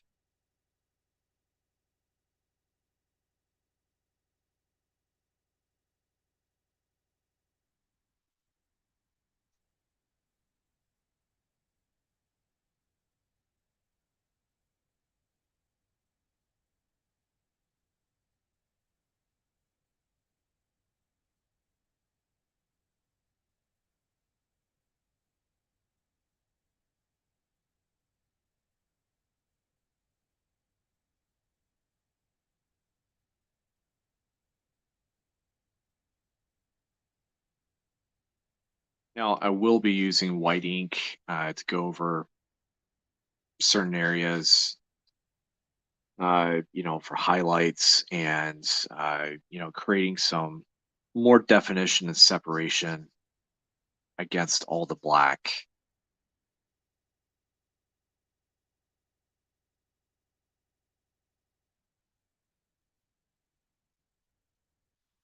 And, you know, my secret weapon, aside from an eraser, is using a white ink pen,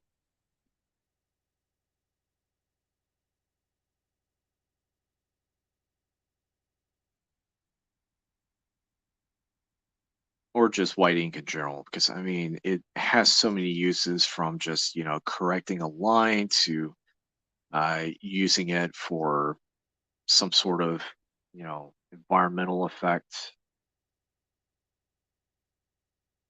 uh, you know, splatter effects, uh, you name it, they could definitely do it.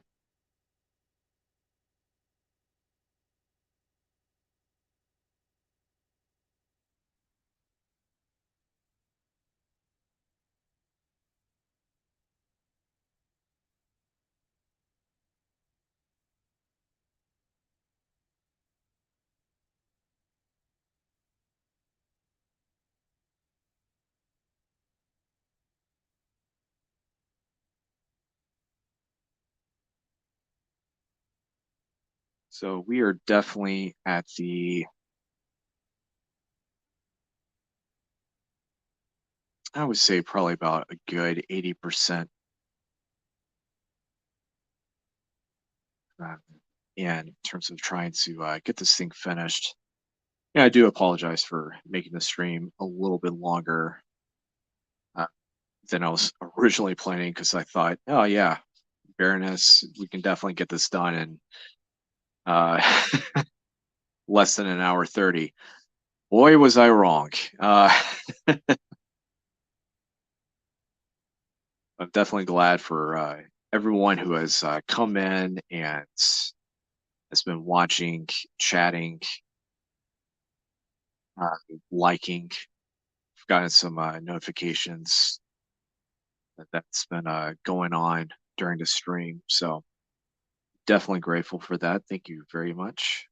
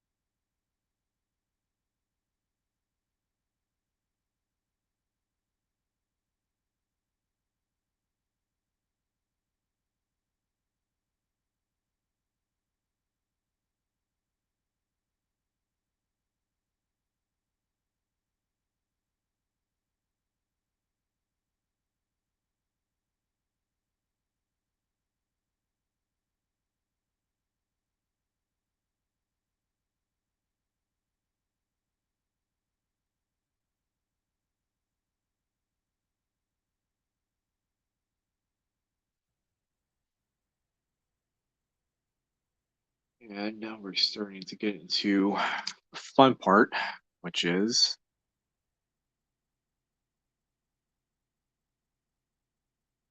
using ink.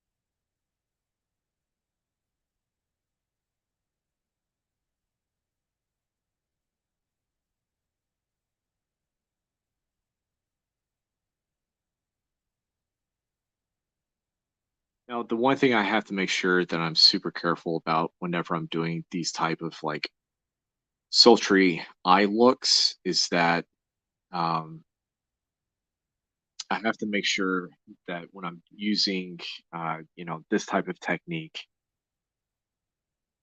it's making sure that the eyes are correct to the ethnicity of the character, because it really boils down to the difference between, the top of the eyelids and the bottom of the eyelids and the combination of the two. Because, like, if I was drawing, let's say Psylocke, for instance, like not Betsy Braddock, but Quanon Psylocke. I would like to, make sure that her eyes give off the effect that, she is, in fact, an Asian character,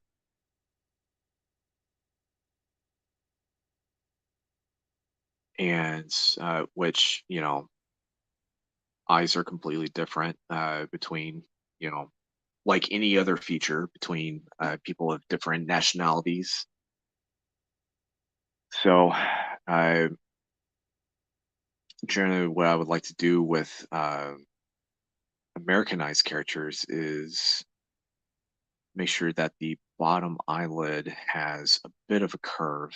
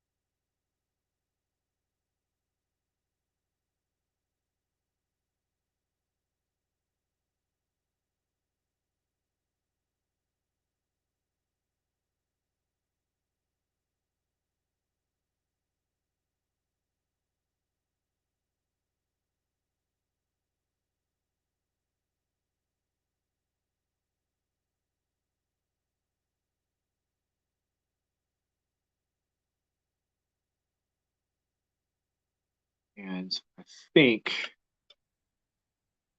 I'm going to have to throw in extra darker line.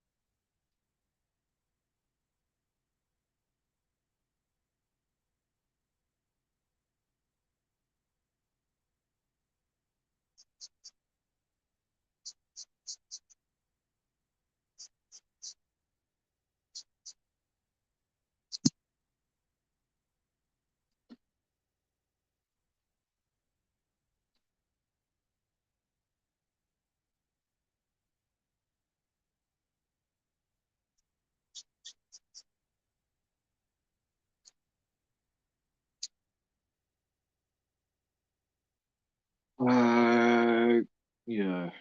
Check the reference real quick on the color of her eyes. And I want to say it was like a really dark blue. Was it a green? I think it's a dark blue.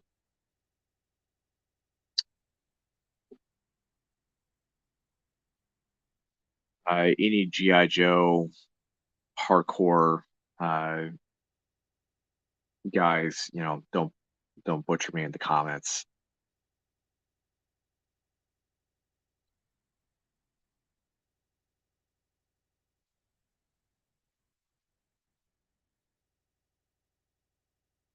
And I'm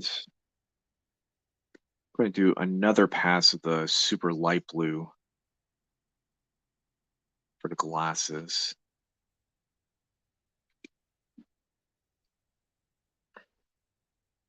Now we're going to start applying in the white ink.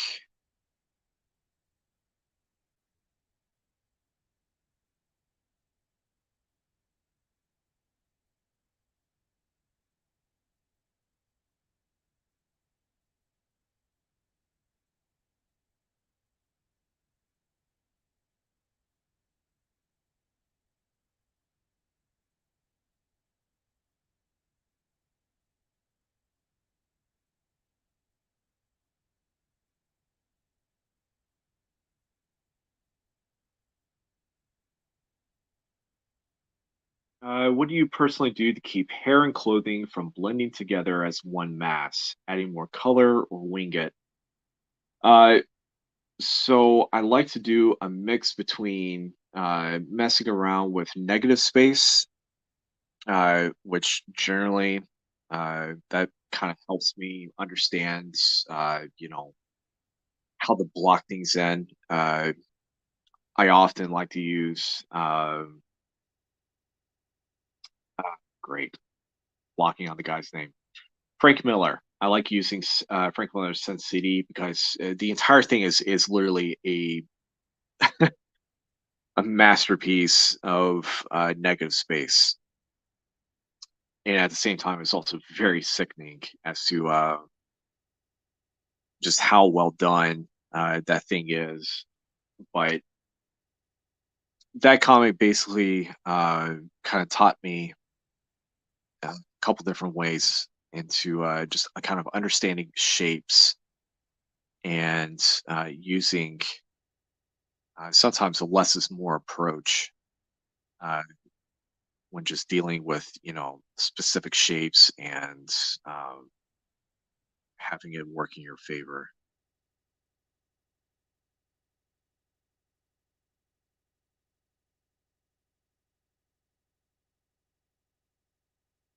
Uh, there is actually uh, at some point, Jay, If you ever get a chance to watch any of my earlier episodes, I can't remember which one it is, but it's the one that I do Morpheus from Sandman. But I actually do talk about using negative space and then creating shapes and textures and how stuff kind of blends together. Um, and I talk about that sort of in detail. I can't remember because it was around September of October of last year. So if you ever get a chance to watch that, um, which I think at some point I will probably do another video to kind of goes into further detail about using negative space. Um, but that is the one thing. Like if you're doing like strictly black and white, if you can make the eye interpret the shapes, that you know that there is a separation between the hair and the clothing, even if it's all black, uh, then you've got it. And I will say, if you over render, things will get lost. It's very easy to over render, and um, so it's also very easy for shapes to get lost. And that's not something that you want to have happen.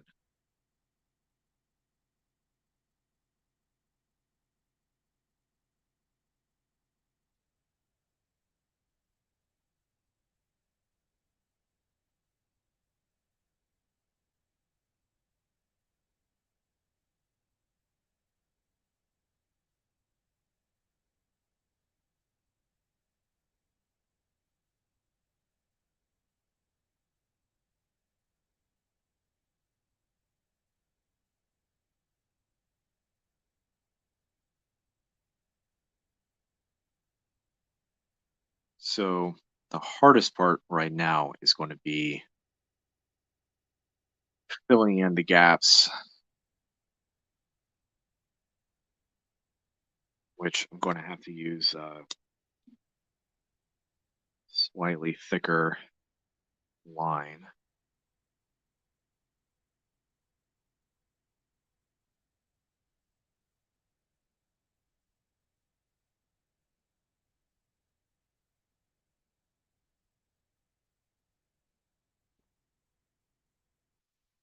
And to give the hair a bit more body, a bit more, um, I guess, buoyancy, bounce, volume, all those other terms. I'm going to be adding in a few stray hairs of sorts, just to give it a little more character.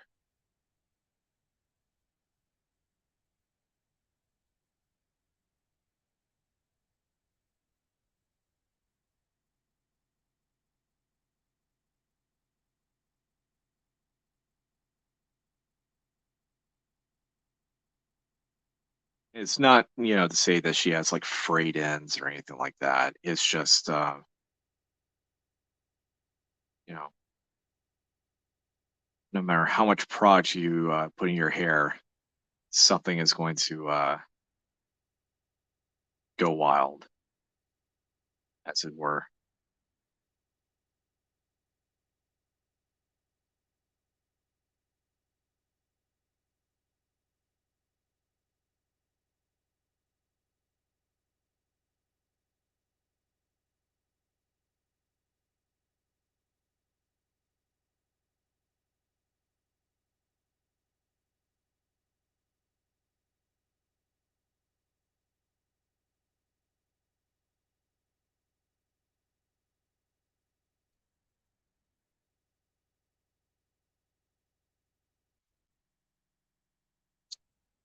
But to add in even more to, I guess, the warnings of over rendering, um,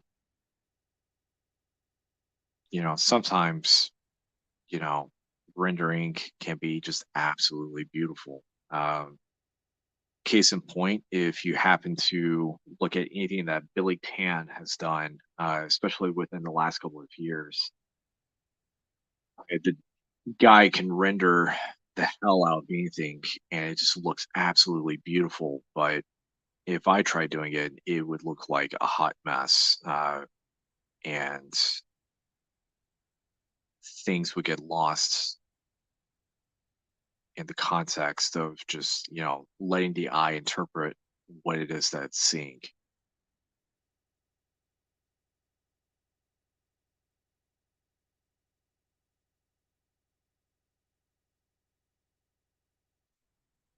Um, but then on the opposite side of the spectrum, you've got a guy like Frank Quietly, who he has a very unique way of rendering stuff, and sometimes he just knows how to make the human skin look extremely uncomfortable to look at.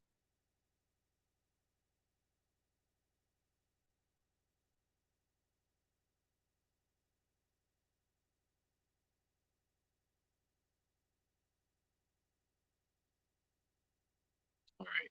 So per usual, throwing in a little extra line weight,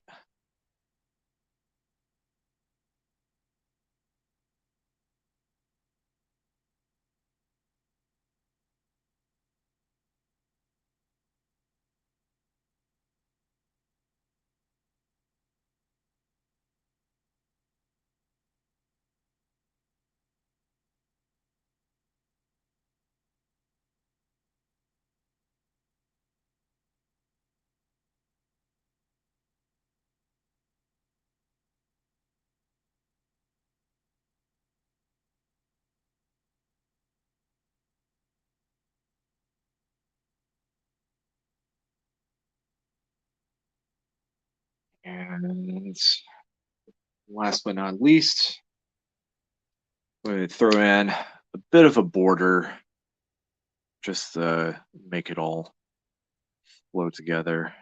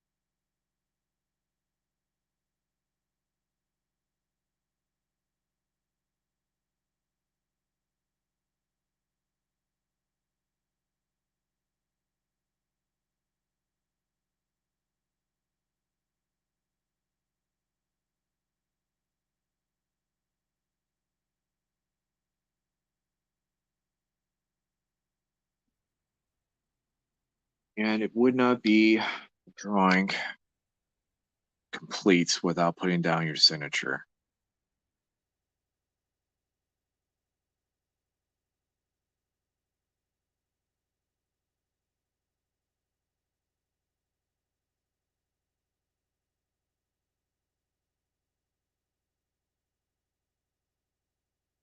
All right. Oop, there we go. All right. Thank you guys so much for allowing yourselves to see and watch my process and trying to put this piece together, and talking about all the different things from GI Joe to comics to rendering to tools I use, so on and so forth. And yeah, it this was actually a lot of fun to do, and so super thankful for that.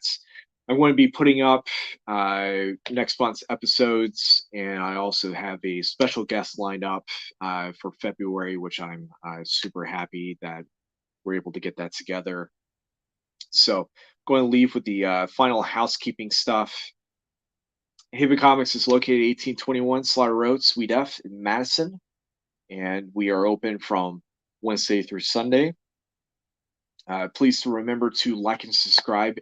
Subscribe, follow, uh, clicking the bell icon for the notifications. It helps us out immensely, including sharing and also commenting as well. We want to beat the algorithm. So if you happen to like this episode and you think other people might like this episode, please share it. Um, and if you are wondering where you can find me on social media, you can find me with my handle at tpriceartworks, and that is going to be on Facebook, Instagram, Twitter, Tumblr, Mastodon, Hive. I'm there. Like I said, this piece will be available for sale over at Haven Comics. So if you want to pick that off the wall, including a couple other pieces, and also including my sketchbook Between the Lines, it's there for sale. So you can find that.